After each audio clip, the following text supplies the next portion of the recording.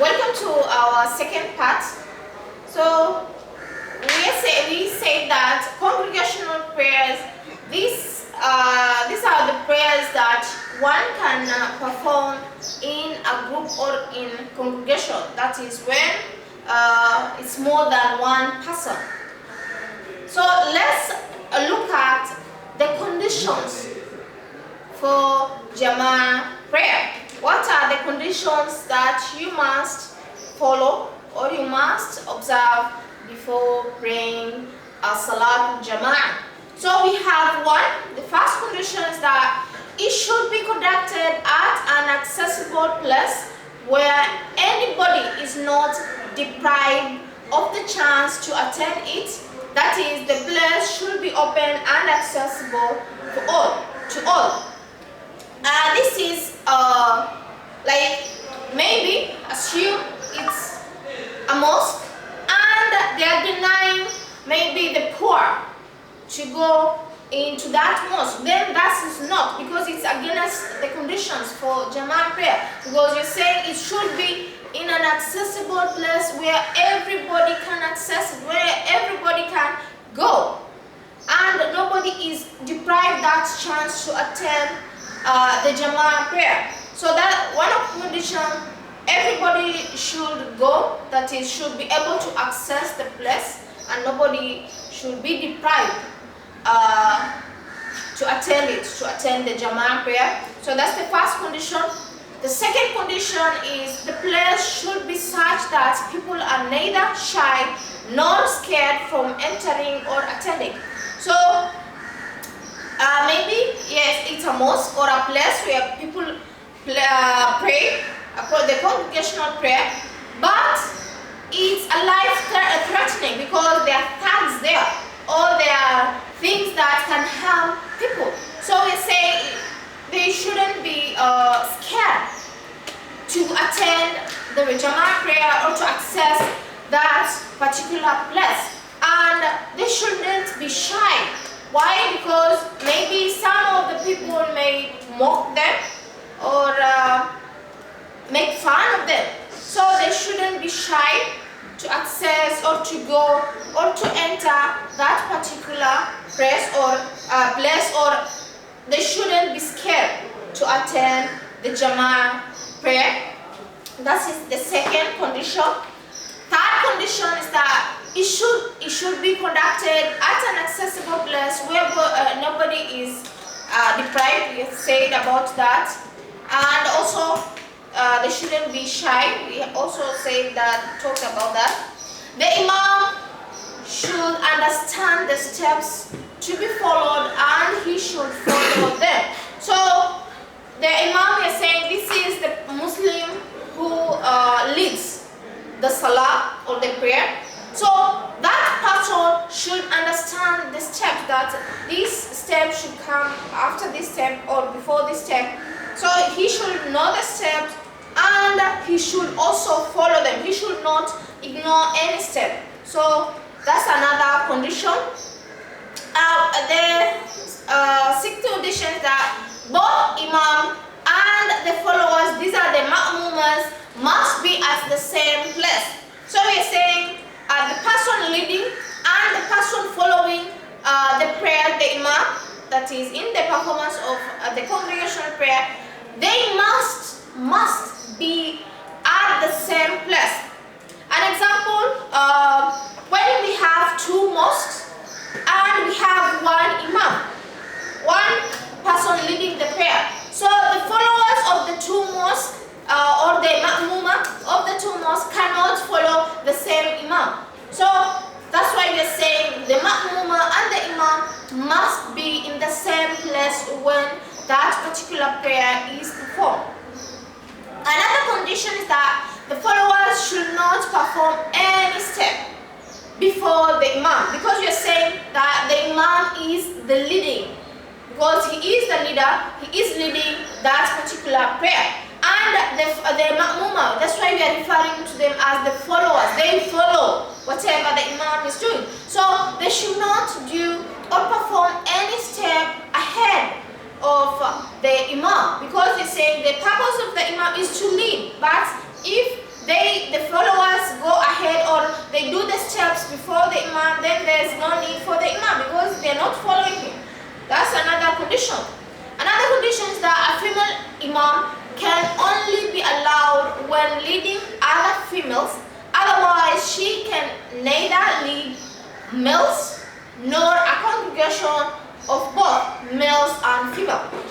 So here is a female imam. We have a female imam, it's allowed, but she can only lead a congregation that is of other females. A congregation that's the followers, the ma'muma are females, only females.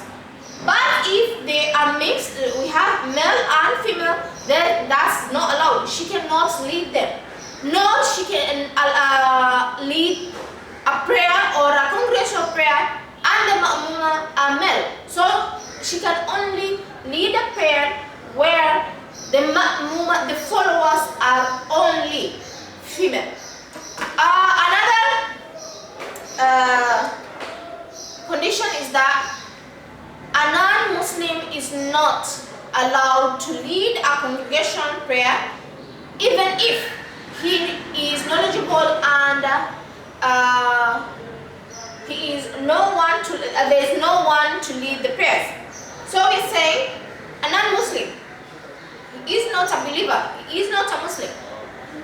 And we have followers who are Muslims. So even though he is a knowledgeable person, he knows whatever is happening, but the fact that he is not a Muslim, then he cannot lead that particular prayer, the congregational prayer. Another condition is that an insane person cannot lead prayers. Why? Why are we saying so?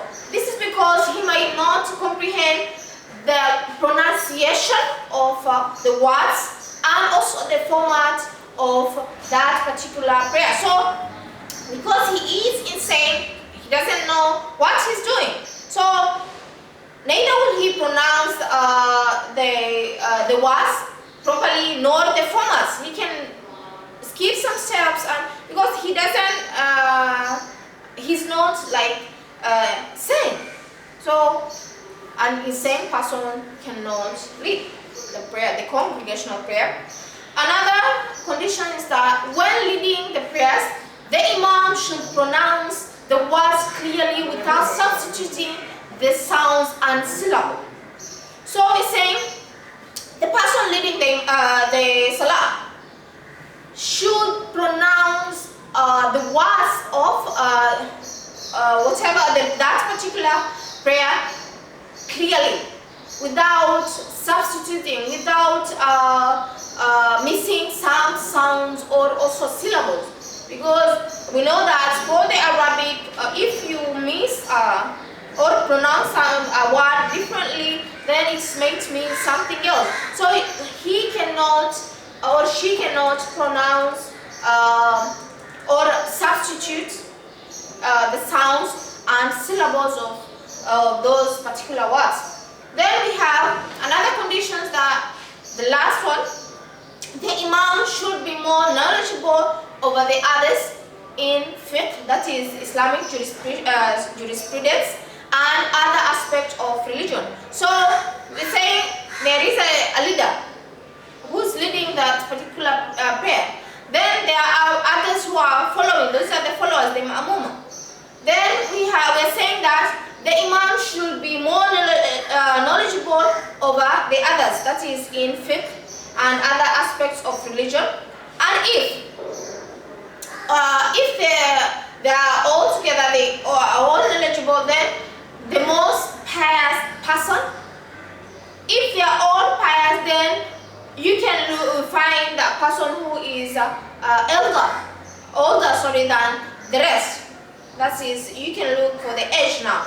If they are knowledgeable, they are all pious people, sorry, then we can look for a person who is older than the rest. So that's all about the conditions. Let's look at the significance or the importance of Salatul Jama'ah. We have one of the converging 5 times a day to cement their brotherhood when the prayers are performed at the mosque behind the imam. So when the Muslims come together to pray, that is in congregational prayer, when they convert, because we are saying it's 5 times a day, this is because of the Fard Ain prayers. So it cements their brotherhood. When they come together, it cements their brotherhood, that is when they all pray behind one leader. Then another important is that it promotes confidence in the performance of prayer, because when you